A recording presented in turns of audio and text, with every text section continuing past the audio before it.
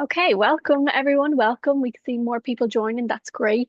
We're going to get started on the assistive technology is for everyone session now in a moment. Just some more housekeeping before we get started. A reminder that there is captions available. Just click the CC button on the Zoom toolbar. Um, and that should work for you fine. We've got this recorded, so we will be making this available then as well after the session. So don't worry about writing things down if you can't remember, we will have that recorded. And then we do also as well have the slides available on the website. So I can post that link in if someone wants it. Give me one moment here. So I'm going to get started. So what I'm going to go through today is a little bit about what is assistive technology. So I'm going to refer to it as assistive technology or AT, and how it can help students and learners in college.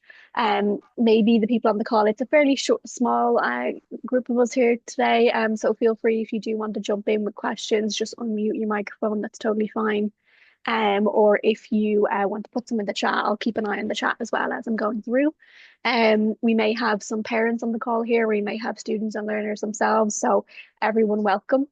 Um, Perfect. Okay, great. So we're going to go through, it's going to be about 40 minutes. So I won't keep you too long. And then at the end of this call, what we're going to do is we're going to just hop back into the main call then, and then Creva will probably close out the event.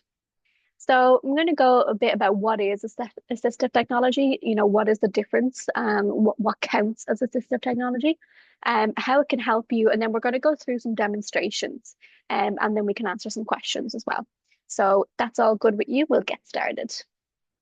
So what is assistive technology? We've kind of referenced it throughout the day, and I think we've actually touched on it earlier, which was great. But assistive technology is essentially an umbrella term. So it's used for products or services or software that can help maintain or improve an individual's functioning related to maybe cognition, communication, hearing, mobility, self-care, vision, all these other things. So it's essentially anything that you can use to help you to engage with everyday tasks, whether that be in school or college or education, like we're going to focus on today, or whether that actually be just in daily life. One common piece of assistive technology that people use, they may not consider it, is these things here, is glasses. So this is a piece of, well, it may not be what we would typically these days consider technology. It is technically a piece of assistive tech, my prescription glasses, or a walking aid. So I know I have a walking aid as well myself, and it's just something that kind of helps you to get about. Or one of these that people often can recognize, if you can see the image on the slide here, it's an image of one of those squidgy pencil grippers. That I don't know, I always remember it from primary school because I couldn't hold the pencil correctly. So I always had to use those little squidgy pencil holders, and they were a great help to me. So it's just something that can help you in your daily life, to kind of interact to your fullest. It doesn't have to be particularly fancy or flashy. So Quiva also touched on this earlier. So the concept of low tech or no tech up to high tech. So I'm going to go through a little bit about that today. So typically 2024, when we say technology, we kind of think, okay, that's the phone, that's the computer, that's all of that kind of stuff. But actually it can kind of, in this situation, it can refer to a lot of different things. So we can have low tech or no tech options. So these are the ones that would be maybe more analog. So, for example, those squidgy grips on the pencils. Another one would be physical book overlays. So, for if you are reading a physical book or on something physical, and it's a colored, transparent sheet. That you put over it, which kind of just helps you to read it or maybe to see things better. Very handy. one of the things then, if we kind of move up this scale between low tech and high tech, is maybe some sort of typing aid. So this one that I've just put a picture of here is a Dymo kind of personal typewriter almost. So it has a condensed keyboard, and it may be easier for those maybe with less mobility or maybe with limb differences to type and to kind of navigate around a computer. Um, we go kind of into the mid-tech things now, and this kind of assertion of where things are on the tech spectrum is quite controversial sometimes, might I say. Something that I might consider low tech might be kind of something that's more mid tech to someone else. So this isn't, the be all and end all. It is kind of just a guide to let you know what's available. So moving into kind of the mid-tech things, say probably one of the things that maybe most of us probably use on a day-to-day basis, I'd wager to say, is the spelling and grammar function or spell check on, say, the likes of Word. So believe it or not, that is actually a piece of assistive technology and assistive software that you use probably daily. And it is just a way to help you to kind of catch those spelling errors or maybe improve your writing or your grammar. So that's one of the ones that is so entrenched in our daily life, you might not even consider that, oh yeah, that is assistive technology. But it is indeed. Over on the high tech then, going towards the high tech end, I've kind of put a little an icon here. It's essentially just the Apple accessibility icon. I'm using that to represent the accessibility features on our personal devices. So that can include your mobile phone, your laptop, your computer, or whatever else. I know for myself, I have an Android phone, so I use the Android accessibility features a lot, such as the talkback feature, which can read things aloud to me, or the speech to text or the dictaphone, the dictation feature where I can speak and the words are typed. I use them quite often. Another one that surprises people when I say it is, and I'll say it quietly just in case, but the Alexas, the smart home devices. Sorry if I've activated anyone's smart home device there, but the likes of the Google Home or the Amazon smart devices, these are actually a great form of assistive technology. Um, and what I mean by that is that it allows people to kind of do a wide range of things. So I know I have one in my kitchen there, and I used to use it to turn on lights and that kind of thing.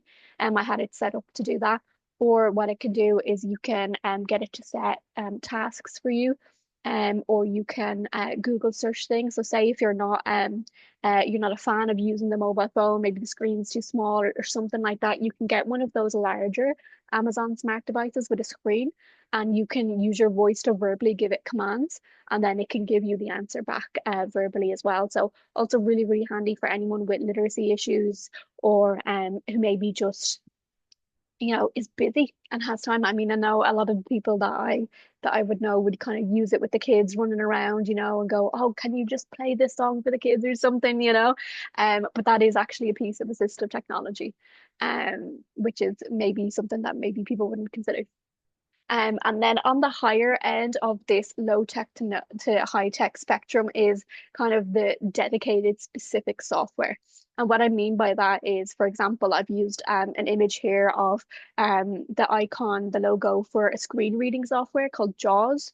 So I'm not sure if anyone here is familiar with it, but that is a specific piece of software that you pay for, you download on your computer, and it allows you to use your keyboard and use the speakers on your device to read out what's on the screen to you. So it is literally a screen reader.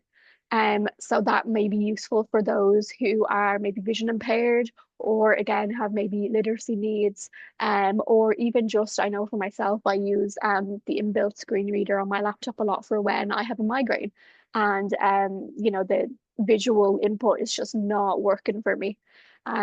So you have kind of this range from the very, very low tech up until the very, very high tech. This can also include things like alternative and augmented communication devices, AAC devices. So the one that everyone always knows. And it's just become such a cultural kind of touch point now is the one that Stephen Hawking would use to talk. So the what do you even call it? The device he used and he uses to communicate or used to communicate would be considered quite a high tech piece of assistive technology. Um, but when we think of technology, assistive technology, you don't need to be afraid of the word technology. I know there can be a lot of hesitancy, especially when you've already got so much to learn when you're going into college. You're like, I don't want to have to learn how to use this whole other set of tools.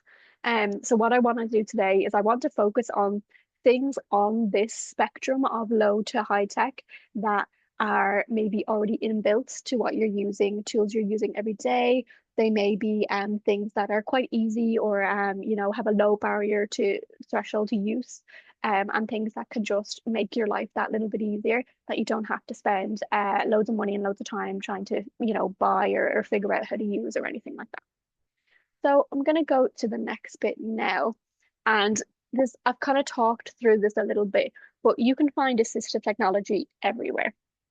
And there is kind of a debate going on if you're a little bit of a nerd like me and you like to kind of go, I'm in these spaces online where we talk about technology and digital learning and that kind of thing.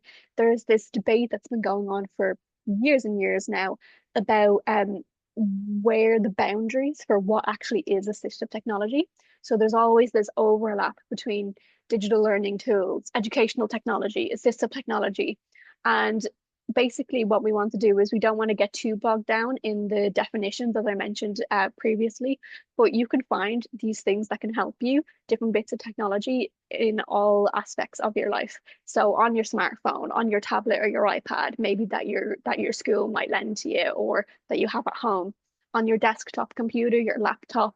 Maybe you have one of those cool tablets that transforms into a laptop, what are they called, the Microsoft surfaces, or it could be purpose built, so a specific one like that Jaws one. And one of the things that I like to do when I talk about an introduction to assistive technology is to kind of just slow down for a second and say, look, you don't need every single bit of technology that you come across. I do this event with a head usually around May time called Gather, which is where a bunch of people who are kind of assistive technology enthusiasts come together and we all kind of talk about, what's new, what's cool, what are people using, but a lot of the times, especially for learners and when you're starting college, it's one more thing to think about. But what I want to do is really kind of put your mind at ease and let you know that look, it's not this big scary thing that you need to now go look at or you need to go investigate and learn how to do this. It's actually just it's something that is built to help you. So I'm gonna highlight where you can go for having a look at this because you can Google to your heart's content and find so many different sorry, I've just activated my own Android smart assistant there. Apologies. Um, you can be looking at these things for hours and hours and hours, and it can be quite overwhelming seeing all these different tools, and they all look great and they all look cool, and I want to use them all. But obviously you've on a limited time. So Ahead have developed this tool a good while ago now called the AT Hive, and I'll paste the link into the chat now in a minute. Once I get it there now. But essentially, what this is that it is a collection of more than 50 technologies. So it's a page where it has information about the technology and what it is, how it can help you, and they're separated into like categories. So technology for reading, for communication, for writing, organization, group work, all that kind of thing. And a kind of addition to that has been this little Discover Your AT tool. So what this is that it's 3 questions. So you answer, it kind of asks you 3 questions to figure out what assistive technology could help you. So what I'm going to do is I'm going to just stop screen sharing this PowerPoint for the moment. And I'm going to actually just hop over to Discover Your AT tool and show you and walk you through how to do that. So if I just pop over to my other screen here, and I'm going to paste in the link for you now too. Let me have a little look. Chat. Okay. And let me reshare. Um, just have a little look.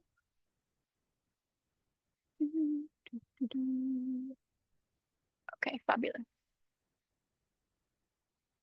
So I've just put the link in the chat there now. So do let me know. Yeah, you can see that. Perfect. Um, and what I'm gonna do then is just show you how you would kind of do this. So on the Discover Your AT page, now my page might look ever so slightly different to yours, just because obviously I'm an admin on the website and that, so don't worry. The main concept is the same. But I'm going to go and just look through this. So I'm scrolling down. There's a little video here if you did want to look at that at your own time, just to see, what your what it goes through, kind of what I'm going to go through. But I'm going to scroll down and there's a button that says Find Assistive Technology. So I'm going to click that and it's going to start and ask me these three questions. So the first question is, what interests would you like to explore today? So this is essentially where you're going to narrow down the category. So it's said, for example, the first one is reading. So I'd like to try a few ways to help me with reading tasks. The next one is magnification. I would like to know more about tools to enlarge text and images. Third one is revision and recall. I would like ways to help me remember information, and so on and so forth. So there's 3, 6, 9, there's 12 categories there. So you would go on and you would choose which category. You can choose more than one if there is more things that you'd be interested in. So for an example, I'm going to go, okay, I would like ways to help me to remember information and to help me take notes and keep me organized. Okay. So, grand, that's what I'd like some help with today. I'm going to go down and click next question. So, next section is about devices. So, it's asking you what device you use. So, there's a one question, the first button up here that says detect my current device. So, if you're not sure what device you're currently using, if you're not sure if it's a Chromebook, Microsoft, whatever that may be, you can click this button and it can detect the current device that you're using. However, you can also then go down and choose. So say, for example, if you're using a work computer now or something, but you know that you're going to be using a Chromebook in school or in college, or you know that you're going to be using an iPad, you can click those buttons there and again choose as many as you want. If you're not sure or you're not really picky about which one, you can click not specified, which will just show all of them. So this is just a way to narrow down kind of what might be helpful to you. So I'm going to click those and I'm going to now go to next question. This third question, then last question, it says, finally, which of these do you use? And it's given us an option for a Microsoft account, so Office 365, a Google account, so the Google suite of materials, or no specific account needed.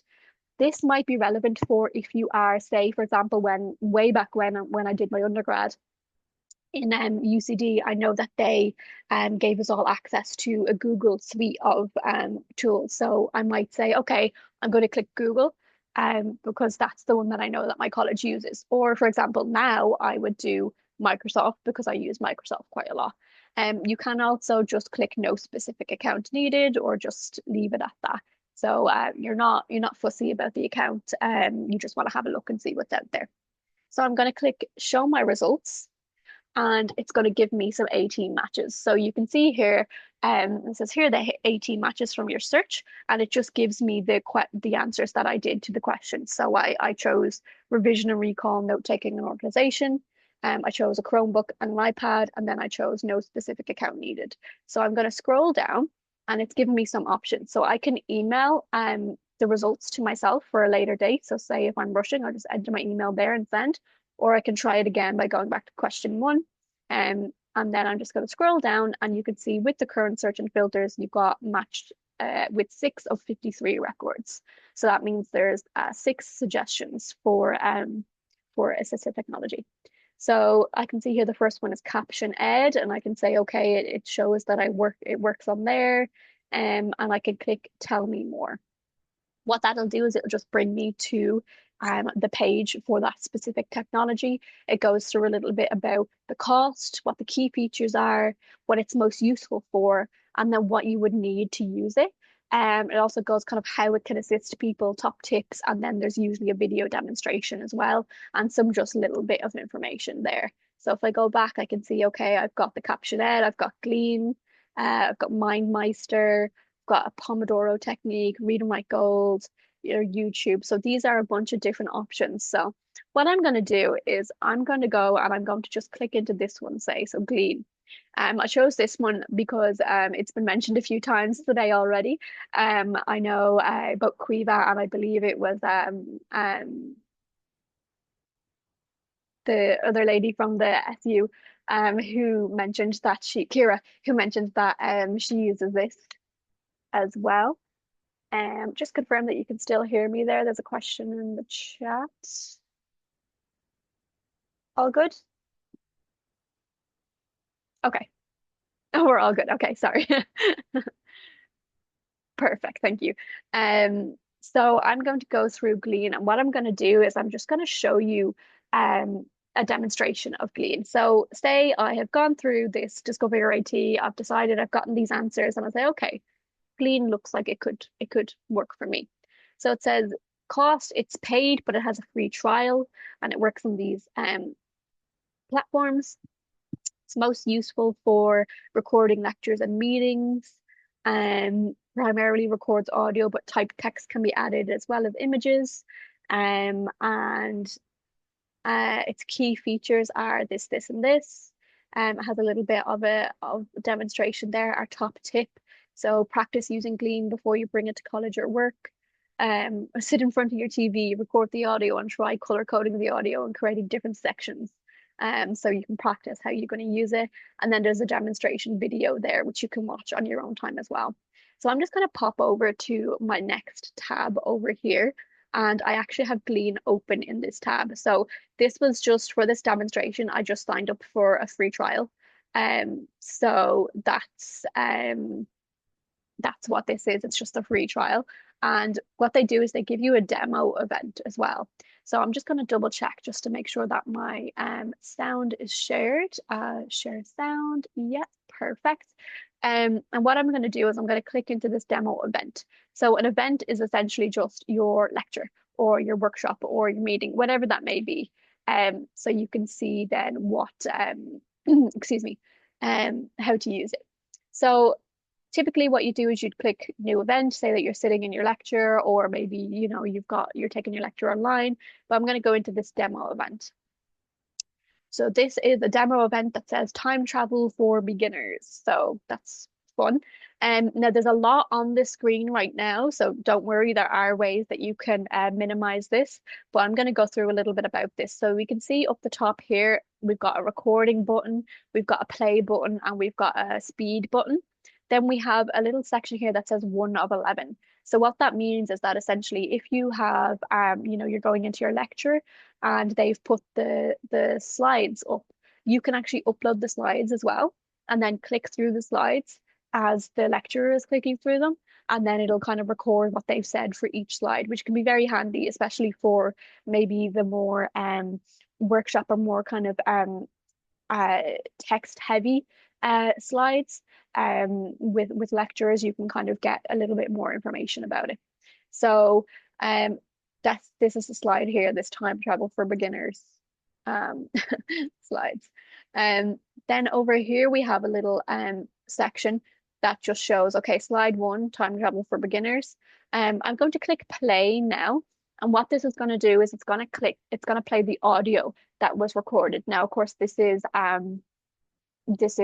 sample audio, but this is kind of emulating what it would be like if you had recorded your lecture. So I'm going to just click play now and just let me know that you can hear that. Welcome to your first lecture in Module 1.21, Relativity and Time Travel. The question, is time travel possible, has occupied some of the greatest minds of our time, from renowned So I'm just going to pause that there. So I think you could hear that okay. Um, but what you can do is you can kind of move this all around. So what I'm going to do is I am going to go over to this right hand side, and I've just been listening to the audio there, okay? And you can see there's kind of these audio bumps here, and this tells me where I am.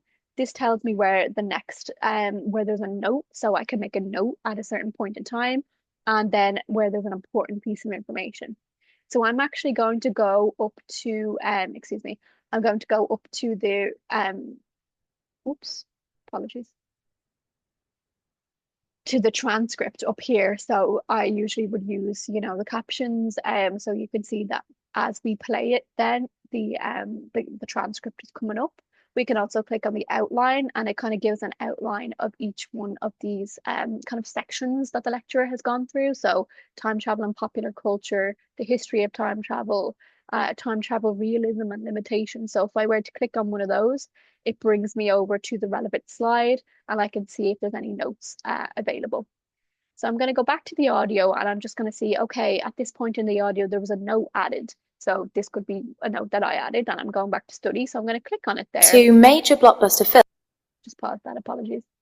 Um, and I can see that there's a note there that says, oh, in the 1980s, there was a boom in interest in time travel, blockbuster films like Back to the Future and The Terminator, and also became a hot topic in theoretical physics. So this might be something that the lecturer mentions that you just want to make sure that you've kind of captured. So you can make a little note there. And if I want to create another note, I can, add a card there and say, this is on the exam, just to make myself, know that it's there. I can then convert that to a task as well. So say, for example, if the lecturer was talking about something to do with the assignment or something, I can say, assignment one due date, the 10th of December. And then what I can do is click there and convert it to a task. So now what that'll do is I'll show you in a minute, but it will compile a list of tasks from that lecture for me. So very, very helpful in terms of organization. I mean, this has just been very, very helpful, and it's kind of been increasing over the years as well. Then I'll just go to this section here where it says So the top of your read. there's an important note, apologies.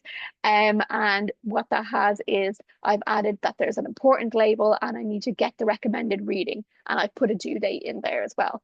So this really just helps you not only to just excuse me, to record the lectures, but also it really can be a great study aid as well. I mean, I find myself going back over lectures all the time and creating notes, and it can be a real alternative to handwritten notes.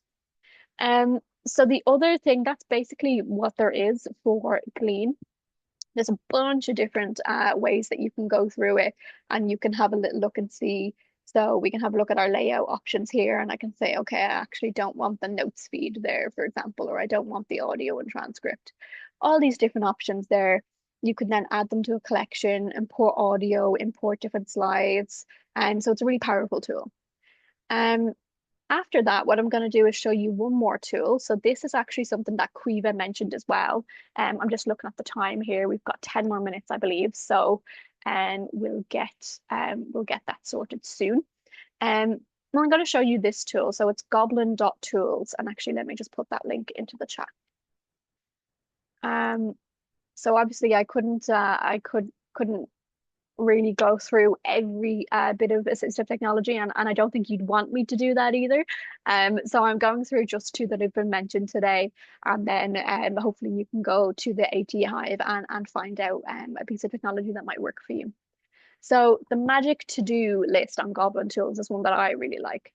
And I think Quiba mentioned it. So breaking things down so you don't have to. So I'm going to add a new item. So I'm going to say, okay, I've got an assignment, or I've got an essay to write on universal design for learning. And what this is going to do is it's not going to write my essay for me. This is not what this is. This is not ChatGPT.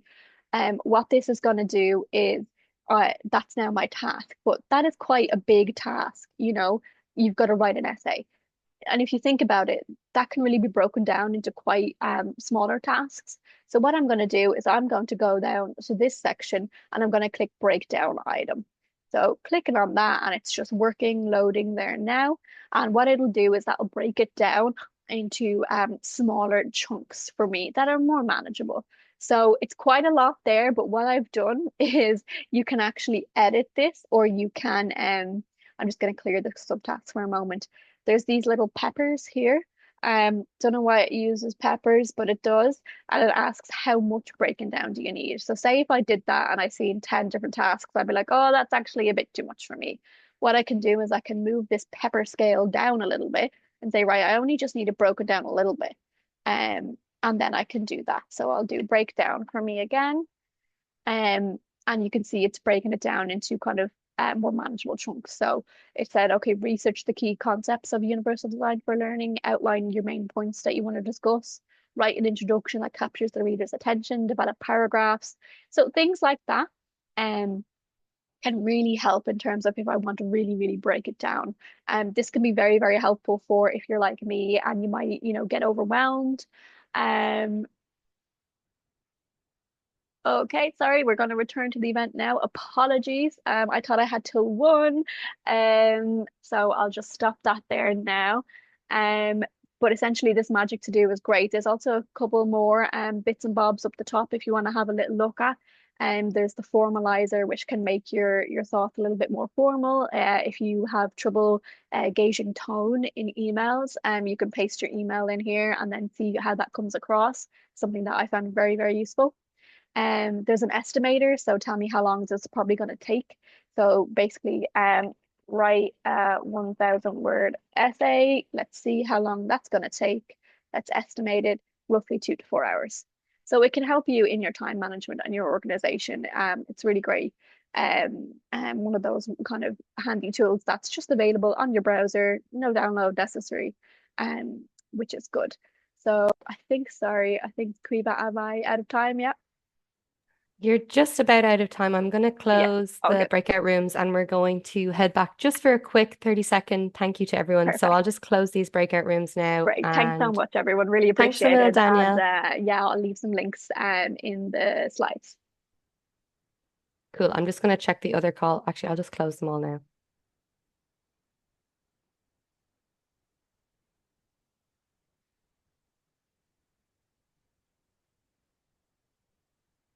Thanks so much, guys. Thanks. Thanks Sorry, a mil, I, Danielle. I ran out of time towards the end there. Thanks, guys. Sorry. No, I completely forgot.